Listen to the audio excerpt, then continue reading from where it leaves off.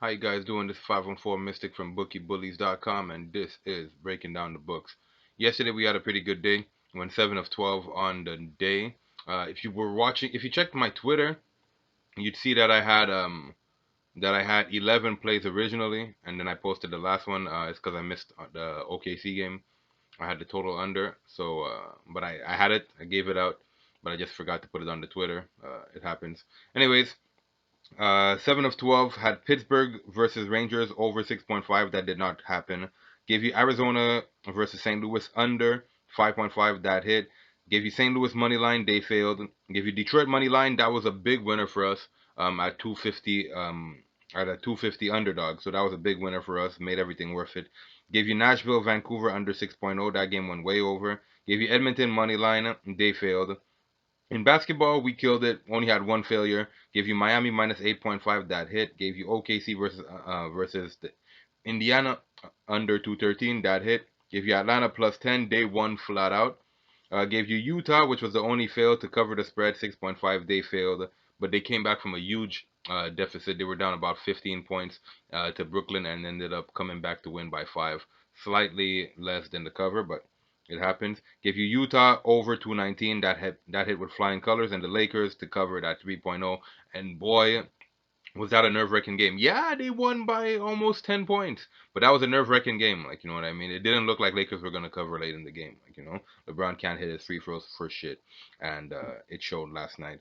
So, long story short, pretty good day. 7 of 12 is way above 50%, and if you made the wise parlays, if you guys are into that, if you guys made the smart parlays, you made money. If you guys singled them out, you won big because of that Detroit game. And we had some other underdogs there, so a pretty good day. Anyways, excuse me.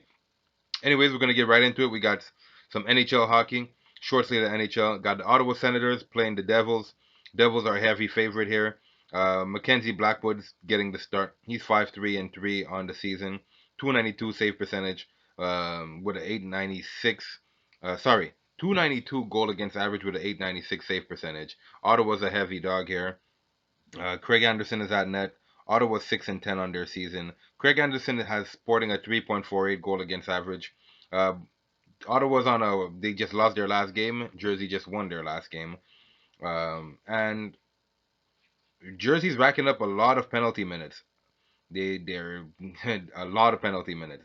But on the plus side, they kill penalties at a 72.7% clip, and Ottawa is just about in the same boat, so they're basically both very evenly matched. This is a tale of two garbage teams, and honestly, I wouldn't pick a side here. But personally, if I had to lean something, I would lean Ottawa. I would even love to give Ottawa as an underdog pick here. You know what? I'm gonna give Ottawa as the underdog player, as the underdog pick here. If you have Jersey, you're not out of your mind. I mean, both of these teams are pretty evenly matched, but Jersey's a severe favorite here, and they really shouldn't be. It's way too much points for my liking. But they can't lose forever, and nor could Ottawa. And if anybody has a good matchup here, it's these two teams.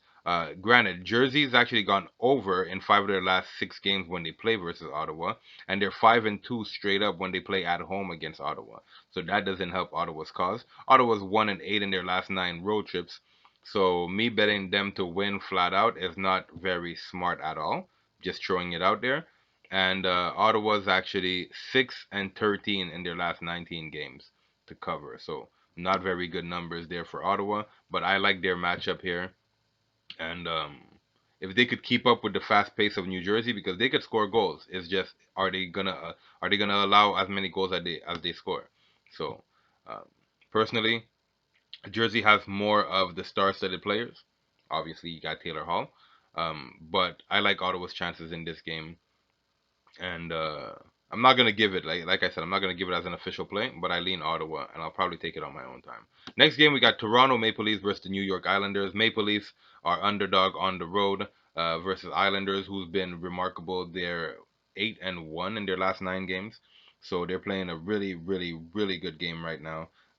You got Simeon Varlamov, who's at net. He's 5-2-1 on the season, 2.37 goal against average with a 92% save percentage. Freddie Anderson in his old right is a 91% save percentage, 2.62 goals against. But you know what? These two teams go over. They have a tendency of doing that. And right now the total is at 6.0. 6.0 is a pretty good number to have. And I like the 6.0. I honestly like the over here, but I'm not gonna give you the over. Um, Toronto's still facing some injuries, and I have no idea what they're gonna do in this lineup without the Mitch Marner. Like, no Mitch Marner is gonna be a big deal for them. He's still not back yet, and I don't know that Toronto's gonna be able to do what they have to do. As far as it goes, Toronto hasn't been playing especially well. They haven't looked overly impressive, and this is a team that's supposed to have high playoff aspirations. They're supposed to go all the way. Uh, in New York is 7-1 straight up in their last 8 home games, 11-1 straight up overall in their last 12, and they're 9-2 at the spread in that they either haven't lost by more than 2 goals or they have won by more than 2 goals. So that's very impressive for them. Toronto on their end are 1-6 at the spread in their last 7, 1-4 at the spread in their last 5 home games. Sorry, at the last 5 road games, and they're 0-5 at the spread when playing against the Islanders. So those are the numbers to look out for. Total's gone over and forward with the last 5 games when Toronto plays on the road against New York. If anything, you bet the over 6.0. If you could buy the hook at 5.5, it'd be great because the 6.0 is paying even money. And you could even take a shot at the Islanders to cover and win this game by minus 1.5. Freddie Anderson is not a brick wall. His team is just able of they're just capable of scoring goals. So I'm not 100% convinced that Freddie Anderson plays the ultimate best game today. We got the Capitals versus the Flyers next. Capitals, man, they're like number one in the league as far as points go. They have the most points. Ovechkin is leading the team in goals. About 8 goals, if I'm not mistaken. Might be more than that. The Flyers, on the other hand, they're a very good home team, and Washington's coming off of their last two. They actually lost their last 2 games. Washington has. Today we got Braden Holtby at net versus Carter Hart. Sorry, no. Washington only lost their last game in overtime. So they're not on a 2 game losing streak. Philly, on the other hand, they're on a 4 game winning streak. And they're going to have Carter Hart at net, 2.71 goal against average, 89% save percentage, which is not that good, but, excuse me, it's not that horrible either. Braden Holtby has a 3.25 goal against average with an 89% save percentage. This game is screaming over.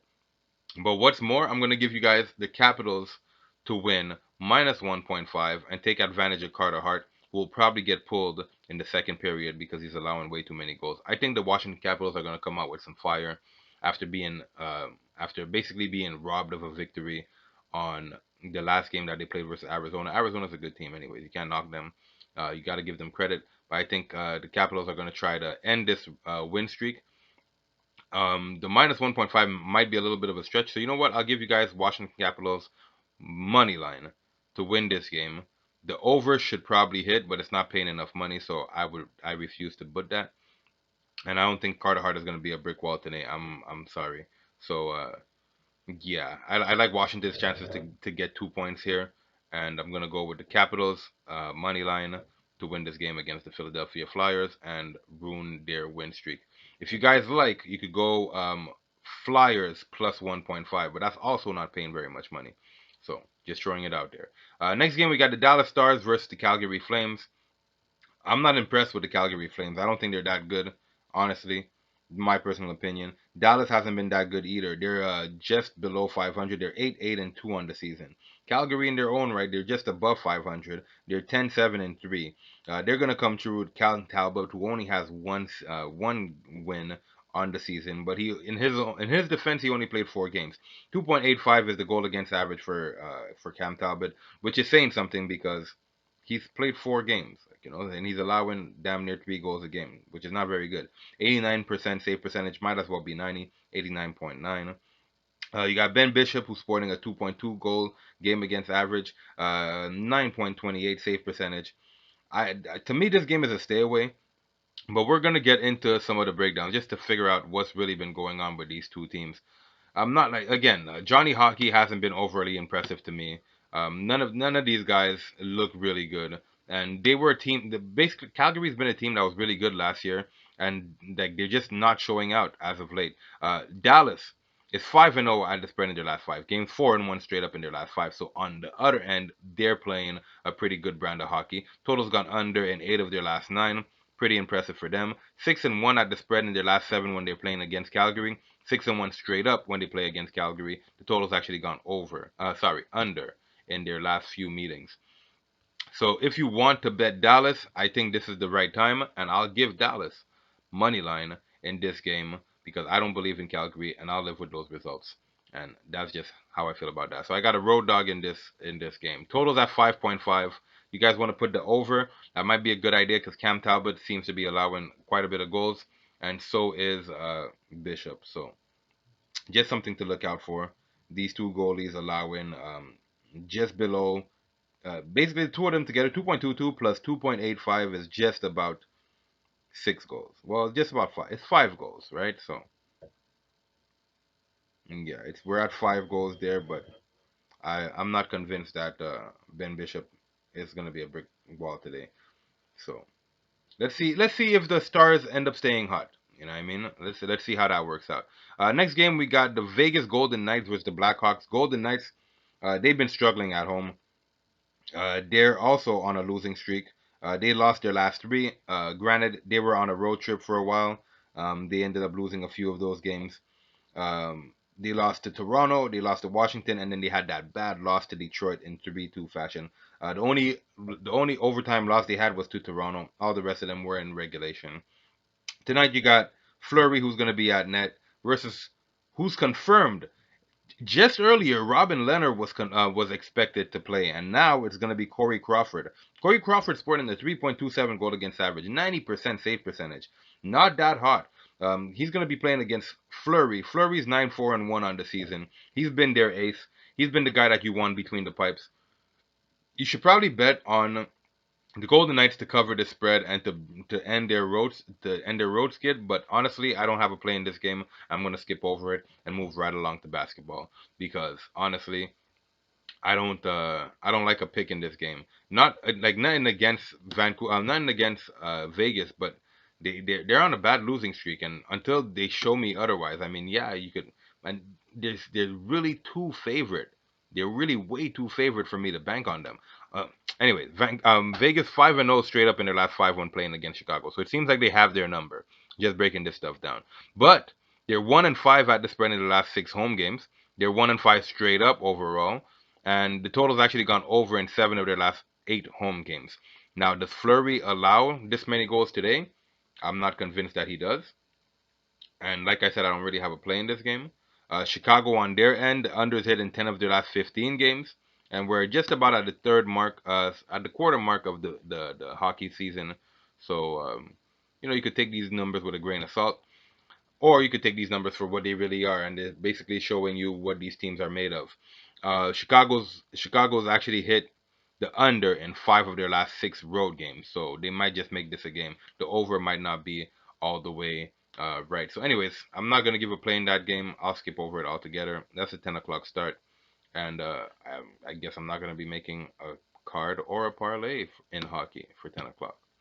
Not unless I see Vegas goes down early, because Corey Crawford is allowing a lot of goals. Anyways, moving along to the association. In basketball, we got the Memphis Grizzlies versus the Charlotte Hornets. Charlotte, I mean, we all know what Charlotte's been doing. They're 6-4 at the spread. Memphis, they're in the middle of the pack, so they're like as far as covering goes, they do a okay job, but as of late, they haven't been doing that great. So to start the season, they were doing an okay job, and now they're at the bottom of the list, right behind the Spurs and Houston. So they're number 3 at not covering spread. They're 3-7 on the season. Charlotte, they've been playing with a little bit of fire. They got guys who are not necessarily stars. They don't really have anything specific with them. You know what I like in this game? Because I don't like either of these teams to win. It could go either way, in my opinion. I like the over 221. I like the run game. I like everybody to run in this game. 221.5 seems like a lot of points, but these two teams are pretty evenly matched, and I think that there's going to be a lot of running. And doesn't mean there's going to be a lot of conversions. And I might be way off with my prediction, but I think this game is going to go way over. So as the first play, I'm going to give over 221.5. Just before I confirm that play, let's check to see how well both teams been faring at the over in these games. Because honestly, I know Memphis is all about pace. All they do is run. And Charlotte is kind of in the same boat because they're kind of young, so oh, yeah. So both teams are kind of in the middle of the pack. Memphis, Memphis is 4-6 to the over, so 60%, and Charlotte is 5-5. So, but 221.5, I think that number is a little low for these two teams. I'm looking for maybe a 115 to 110 finish for whoever the victor is. So. Give me the over 221.5 in this game. Yesterday we killed basketball, had one failure. So let's go with 221.5 over in this game. We got Philly versus Orlando. Orlando's favorite 2.5. Maybe it's because Philly just played yesterday and didn't look overly impressive um, against the Cleveland Cavaliers. Cleveland, don't sleep on Cleveland. They've been a sleeper team. One of those teams that you bet on to cover spreads. They've been doing a good job at covering spreads until about last week when they took a few L's that brought their percentage down. But don't sleep on Cleveland. On any given night, they could give a lot of people a hard time. And I just want to know why Philly is favored all of a sudden because just earlier they were favored.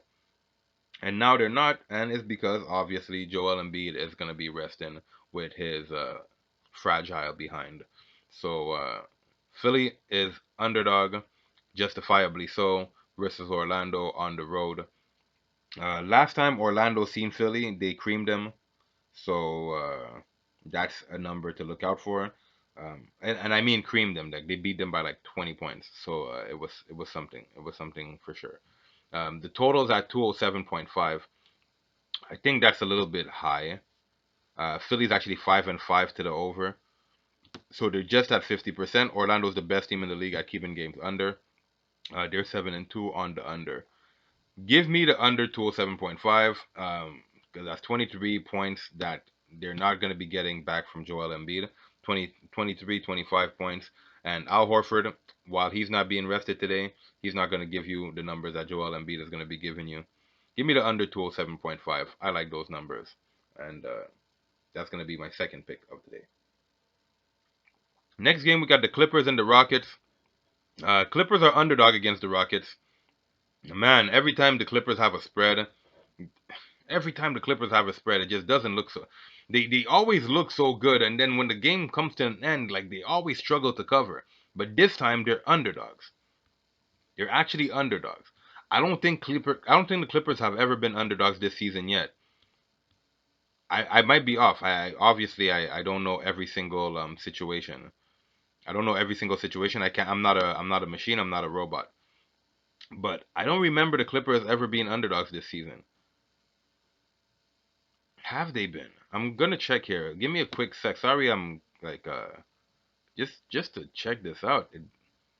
So Clippers are 2-1 as underdogs this season. I don't know when they would have been underdogs.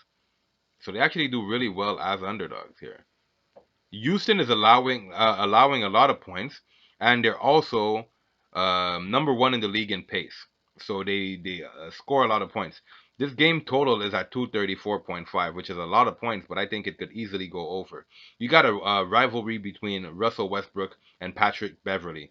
Obviously, their rivalry stems all the way back to when Patrick Beverly was the cause of Westbrook getting injured, his torn meniscus, or was it a torn MCL? One of the two. And ever since then, they've been going back and forth. 2 seasons ago, it was Houston versus OKC, and then Patrick Beverly had his back and forth with Westbrook. Westbrook dropped 42 on him. He was talking about that I'm all NBA defense, and he was like, "Yo, dog, what are you talking about, bro?" Westbrook's like, "Yo, I dropped 40 on you." He's like, "Yeah, but you took 40 shots." So this is gonna be a very interesting game. I like the matchup. I think they're probably gonna put Patrick Beverly on Harden instead of putting him on Westbrook just to kind of keep the emotions out of there. And then they'll probably slip Kawhi on a few off switches on Westbrook. Is it gonna work? I don't know because Kawhi's kind of a big guy, and Houston doesn't really have a small forward that you have to be like wary about. I like Clippers to win this game, so give me the Clippers money line. Um, Tomorrow they play again with Paul George in the lineup. Give me the Clippers to win today. I don't believe in Houston doing what they've been doing so far, especially if they're going to be allowing points. The over might also hit, but Houston is averaging about 113 possessions per game, so that's a lot of points. Next game, we got the Washington Wizards versus the Boston Celtics. Boston is a heavy favorite here, and I mean they should be. They won what their last 8 games. They haven't lost since they lost to Philly on opening night. I'm not high on Boston. I'm gonna skip this game. The total's at 230. It's a little high. I don't believe in Boston's defense. And Wizards are pretty much a team that goes over every chance they get. I'm gonna skip this game altogether. I don't like Boston. I'm sorry. I'm moving on to other things. Next game, we got the Spurs versus Minnesota. I know I sound like a hater. Boston hasn't seen competition. They're playing the Wizards right now, and this is basically the level of competition they've been playing. The Wizards, the Charlotte Hornets. Don't make me go down this list and tell you the names of the people that they're playing, and all of a sudden it's like, oh, Boston is this great team, and they look so much better without Kyrie Irving in the lineup. Who the hell have they even played outside of the Dallas Mavericks? Who the hell have they even really played? The Spurs are the last in the league at covering spreads. The Charlotte Hornets are not very good at all. The Cleveland Cavaliers, like I said, yes, they give you a hard time. And you know what? They did give Boston a hard time. They covered that spread when they played against them. The New York Knicks, they suck. The Bucks allowed Boston to come. I think they threw that game. They were up like 30 points, and they allowed Boston to come back. I don't know what happened in that game. That's the only other level of competition outside of Dallas that they played. They played the Knicks twice. They beat Toronto, um, and they lost to Philly. Anyways, long story short, I don't believe in Boston. I don't think they're that good, and I'm not gonna bet on them today. They should probably cover 8.0, but I'm gonna be mad at myself if they don't cover and I have them on my card because I know that they're not that good. Level of competition, they played two good teams. Toronto is still trying to figure out what's going on with themselves, and they were in the back-to-back when they played Boston. Anyways, long story short, I'm skipping that game. Spurs versus Minnesota. Spurs, like I just said, they're at the bottom of the list as far as covering spreads, but the spread here is a 1.5. 227 is the total. This game should probably go way over. But I think the Spurs are going to do a very good job at dictating the pace. I think this game is a deceptive under game. 227.5, 227.0 is a lot of points. And I think it's a deceptive under because, like I said, Minnesota is one of those teams that just find ways to go over in the games. Last time these two teams faced off, it was a 116 to 113 victory for the Spurs. This was all the way back in January of this year. Uh, I think it's a deceptive under, but I'm not. This is another game where I don't really want to bet the total. You know what? Let's just go and figure this thing out. The total, the spread here. We know that Spurs are the worst in the league. And when the Spurs are underdog, they're actually 0-2 at the spread. So the Vegas has been doing a really good job at gauging them at underdogs. And so 0-2 as underdogs are the Spurs. Minnesota at home are also at the bottom of the list. They're 1-2-1 at home at the spread. So they're not necessarily that team that you're gonna want to bank on. And the total has gone over 7 out of 10 times for Minnesota. We know that. We know that Minnesota's for the last 3 years they've been an over team. And the Spurs are at the top also. They're 6-4 on the over. So maybe, just maybe, my total might not be such a good idea. Give me the over 227 instead of the under. But I still think it's a deceptive under game. But like I like the over in this game. Next game, Lakers versus Warriors. No Anthony Davis. He's gonna be resting because he has sore ribs, sore shoulders, sore hands, sore everything.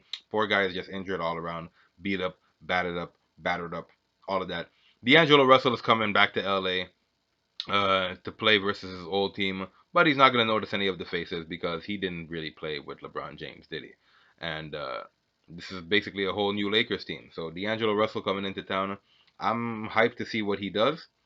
I don't think that the Warriors are going to be able to hang, but let me give you guys some numbers because the Warriors, while they're not that good right now, okay, they have a horrible record. I want to see how they've been doing at the spread, because I think that they've been severely underdogs most of the time, but they haven't necessarily been losing that. Okay, yeah. So here's the number right here. It's 4-7 overall at the spread. Warriors not doing a very good job at covering at all. Lakers 7-3 at the spread. Give me the Lakers. Easy money to win by 8 points or more. 218.5. I mean, the Warriors are allowing a lot of points, but the Lakers are one of the best defensive teams in the league. So that 218 might be a little bit high. Anthony Davis not being in the lineup basically brings your total down to 20 points or less. But then you have to compensate them with somebody like a Dwight Howard or a JaVale McGee. Neither of these guys are going to give you 25, but they might give you 20. They might give you 16. So if the Warriors make this game easily goes over. So I don't like a total in this game. Next, we got the Raptors and the Trailblazers. Do not bet on the Trailblazers ever. Not until next year. Not until they prove to you that they could do what they're supposed to do. Last night, they played versus a Sacramento team. They weren't able to convert. They weren't able to win. They weren't able to do anything. Give me Toronto to continue this road trip and continue giving guys a hard time. Yes. Yes, I'm going with Toronto because you know what? They deserve it. Pascal Siakam has looked amazing. They did a really good job on Kawhi Leonard when they played the other day. I gave the Clippers that day versus Toronto to cover a 10.0 spread. I actually ended up getting it at 9.5, and that correlated parlay ended up hitting for me. If you guys did the correlated parlay that I gave you on the show, unfortunately, only one of those picks came through. The other one was a push, which was the 10.0. It happens. That's why sometimes you buy down on your points or you buy up. I don't like Portland ever. Ever, ever, ever. I don't like Portland ever, not until they could show me otherwise. They're 5-5-1 on the season as far as spreads go. Toronto is not that hot either. Toronto's not that hot either. They're 6-4 at the spread on the season. But I'm not gonna give you Toronto money line. I'm giving you Toronto plus 2.5, and they'll probably end up pulling off the upset here. That's pretty much it for me. The total's at 218. Um, and I'm not convinced that Portland does that good of a job at going over or under. I don't even think they really have an identity yet. Where's Portland overall?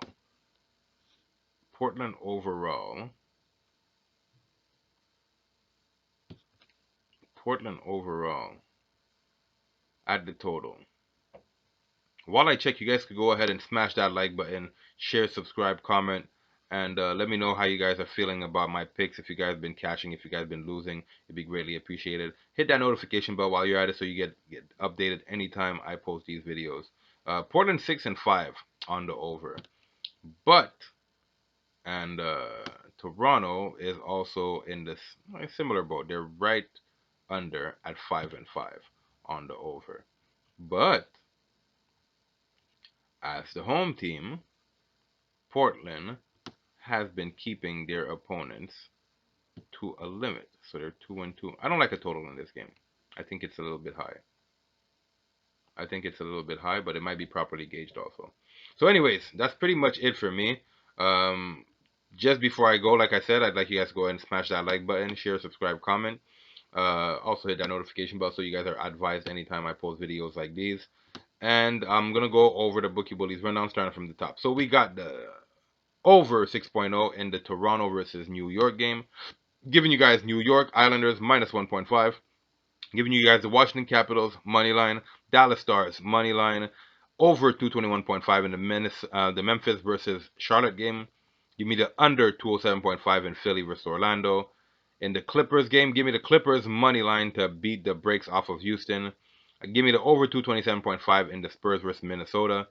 Give me the Lakers to cover that 8.0 spread despite being on a back-to-back and despite being without Anthony Davis. And give me the Raptors to cover the plus 2.5. That's 10 plays on your night. As usual, I'll always bet all of these 10 plays. All the plays I give, I bet on them together. That's my lottery pick for the day. Then I also bet my singles just to make sure that I actually get myself some secured wins.